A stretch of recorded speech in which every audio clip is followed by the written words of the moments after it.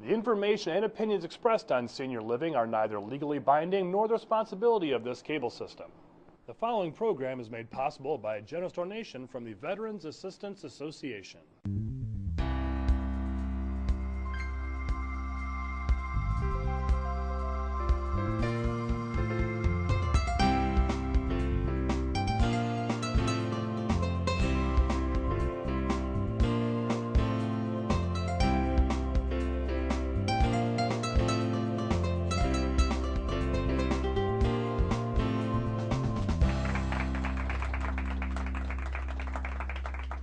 Hi, thanks a lot for tuning in today. My name is Patrick Simasko, and this is the first segment of Senior Moments. Let me explain a little bit about what it is. I'm an elder law attorney, and I've been doing elder law since 1990 for about 20 years. And I've been doing lectures. I'm the vice president of the Alzheimer's Association. Now I'm a director. I'm also the chairman of the Elder Law Committee for Macomb County Bar Association. And I've been doing elder law for a long time, doing seminars, and I thought it'd be good to have a show that we can go and have questions and answers and talk about all of the issues that come up with our senior community. And today we're going to be talking specifically about the most important area that I think is power of attorneys and what they are. This segment's going to be about a half hour, so we're going to have some questions during it and afterwards. And then as we go along through our shows, we're going to be talking about wills and trusts, probate, how to avoid probate, Medicaid planning, financial planning, retirement planning, veterans benefits, and we're just going to be answering all the questions that our seniors have. So let's get started. I'd like to thank the audience for showing up today. Does anybody here have power of attorneys right now? Medical or financial power of attorneys? Those are really the most important documents that families need because it addresses the issues that you have right now while you're alive. There's people understand that they want to avoid probate, and there's two types of probate that we want to avoid. People usually think about mom passed away and we want her assets to go to her family members without having to go through probate. But the more important probate that you have to watch out for is mom gets sick and she doesn't have someone there that can make her medical decisions for her and have someone there to make her financial decisions. That's the living probate that we want to avoid, okay? If you have any questions, throw them out there. We love answering questions. If anyone in the audience at home has questions, there's going to be a spot that you could call or email your questions. We can answer them later on in later shows. Medical and financial power of attorneys. Those are the two documents, okay? If you don't have those two documents and mom gets sick or dad gets sick, you have to go to probate court and have a guardianship or conservatorship. Has anyone ever been through guardian or conservatorship in the past? It's not very fun. And it's the easiest thing to avoid.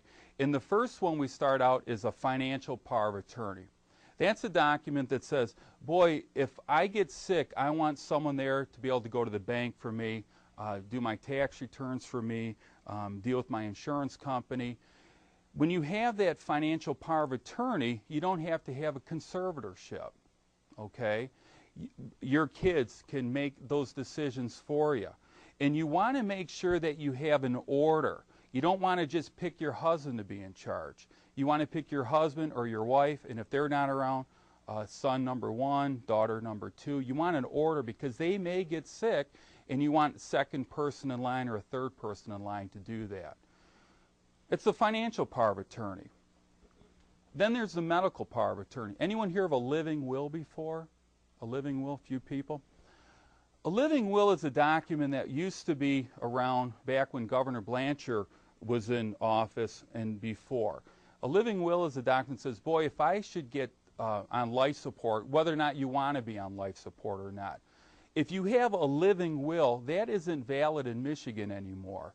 After Governor Blanchard left office so many years ago, he signed a law that says you can have a designation of patient advocate. That's a document that says that if I get sick, I want someone there to make my medical decisions for me. Doctor, hospital, operation, medication, all those medical decisions that may pop up. Now, just because you're married you don't have the automatic right to make the decisions for your husband or your wife. You have to have that medical power of attorney. Now, if you go to the hospital and you're in an emergency situation, they're going to give you that medical treatment.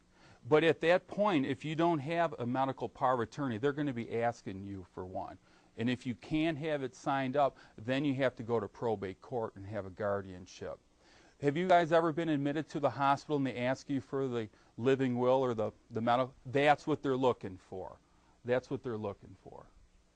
Now, the part of the medical power of attorney is you're designating someone to make your medical decisions. Now, within that document, you have the living will part of it as to whether or not you want to be on life support or not. Okay? You can have someone there to say, I don't want to be on life support, use reasonable methods, or you can go the other way and say, I want to be on life support. You can make your decisions, and your family is just going to carry those decisions out for you.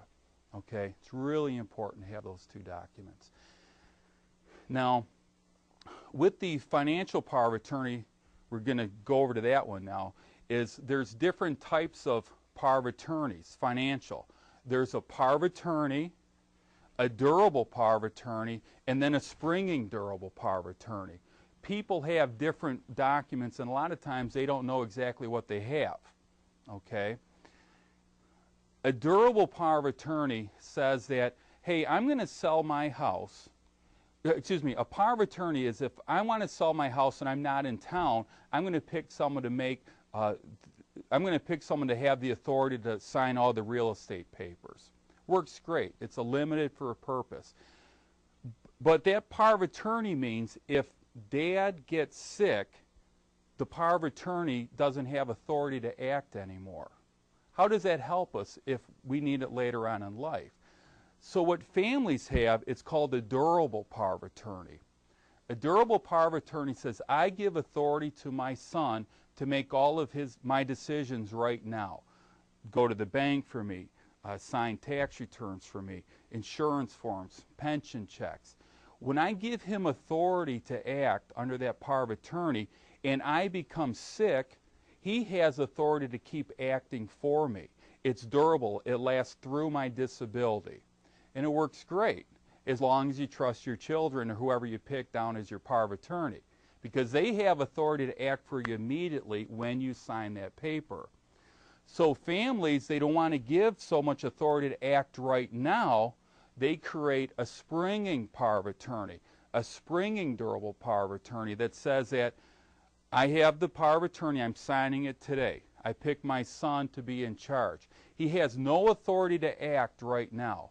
But if I get sick, and typically it requires 2 doctors to verify that I'm disabled or cannot act on my own behalf, it springs into effect. So the person has authority and it springs into effect once you get those 2 doctors' notes. Then it's durable, meaning he has authority to act all the way through my illness. If I get better, the power stops. Okay? A lot of times younger families will